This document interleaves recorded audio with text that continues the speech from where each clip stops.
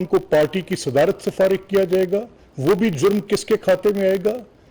Supreme court फैसला करेगी कि यह पार्टी की सदारत भी नहीं कर सकते। वो पहले सारे मामलात वो एएनपी की पिटिशंस की सन 70 से तरतीब दी गई जुरिस्डिक्शंस के पार्टी की सदारत के मुतल्लिक सुप्रीम कोर्ट का व्यू क्या है, हाई कोर्ट्स का व्यू है, उन सबको एक साइड पर फेंक कर ये एक नई जुरिस्डिक्शन तरतीब देंगे और एक लाइफ टाइम डिस्क्वालिफिकेशन मियां नवाज शरीफ के साथ लगाएंगे।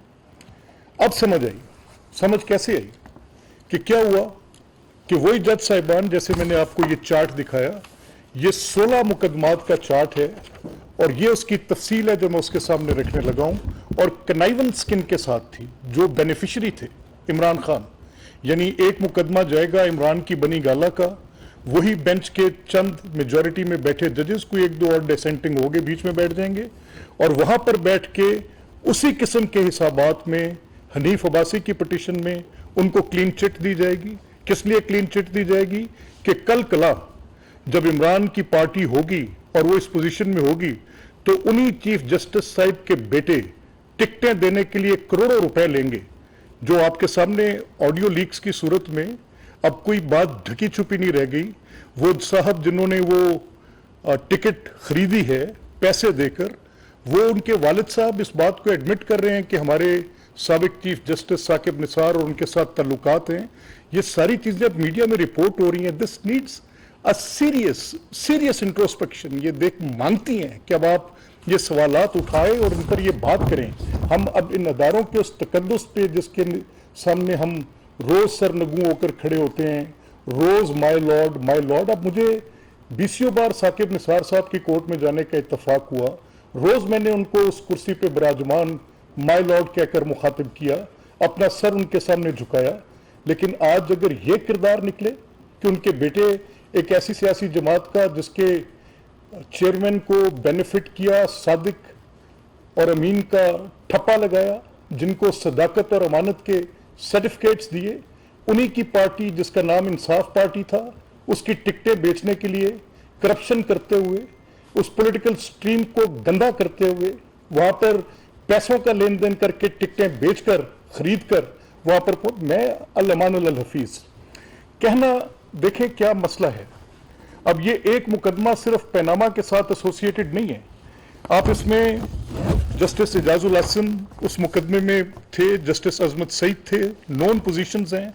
क्या जस्टिस अजमत सईद को बाद में कमीशन का चेयरमैन बनाकर वो ब्रॉडशीट जिसने पूरा कच्चा चट्टा खोल के रख दिया, वो सारे मामलात ARU वाले जो थे उस पर फिर ये जो मर्जी अपनी पोजीशंस लेते रहे और जितने मर्जी करोड़ों रुपए के वसाइल उनके हवाले करते रहे, उनको फिर बाद में जैसे मर्जी नवाजते रहे, माहाना उनकी तनख्वाहें मुकर्रर करके कि उन्होंने काम किया था। अब ये सवालात उठते हैं। इसी तरह से फिर आप देखें डैमर भाषा के जो उसमें बैठने वाले मोहतरम अभी चीफ जस्टिस बंदयाल साहब, इजाजुल हसन साहब, मुनीब अख्तर साहब, साकिब निसार साहब बजाते खुद, इसी तरह petition seeking disqualification of Zulfi Bukhari, bench कौन सा है? साकिब निसार साहब, चीफ जस्टिस बंदयाल साहब, इजाजुल हसन साहब। फैसला हमें मालूम है ये बेंच क्या फैसला देगा। दिसंबर 2017 हनीफ अब्बासी साहब की पिटीशन, फैसला हमें पहले मालूम है। बेंच की कॉम्पोजिशन देखी, फैसले का इल्म है। Then chief justice Saqib Nisar साहब, देन जस्टिस बंदयाल साहब, जस्टिस फैसल अरब साहब अगर एक डिसेंट करेगा भी तो 2 की मेजॉरिटी के साथ बैठे हैं। इसी तरह फिर अगस्त 2021 unanimously declared that CJP is the soul authority through whom suo motu authority can be exercised। Bandial साहब एक्टिंग CJ, इजाजुल हसन साहब, मुनीब अख्तर साहब अगर 2 डिसेंट करेंगे भी बीच में बैठ के तो 3 की मेजॉरिटी ऐसे बैठी है। ये लिस्ट है 17 केसेस की जिसमें presidential reference whether Senate elections are held under Constitution and whether provisions regarding secrecy ballot are applicable to them। Constitution of bench क्या है? Justice बंदयाल साहब, इजाजुल हसन साहब, Justice गुलजार साहब, मेजॉरिटी फिर किधर शिफ्ट होगी? तो ये एक किसी भी चीफ जस्टिस का दौर है।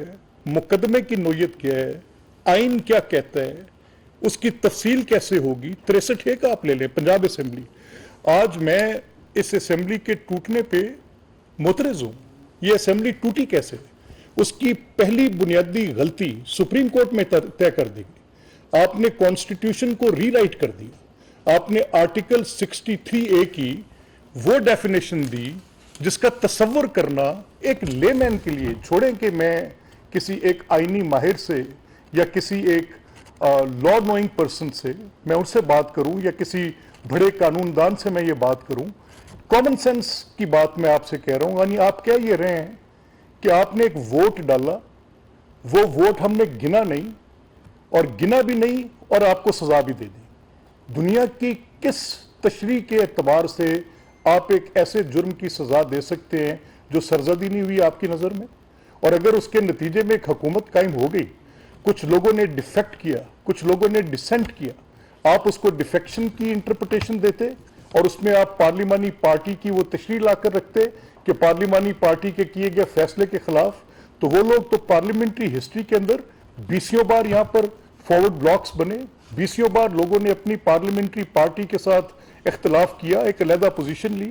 اگر لا یہ کہتا ہے کہ انہوں نے ووٹ ایسے کرنا ہے تو they were willing to sacrifice their seats.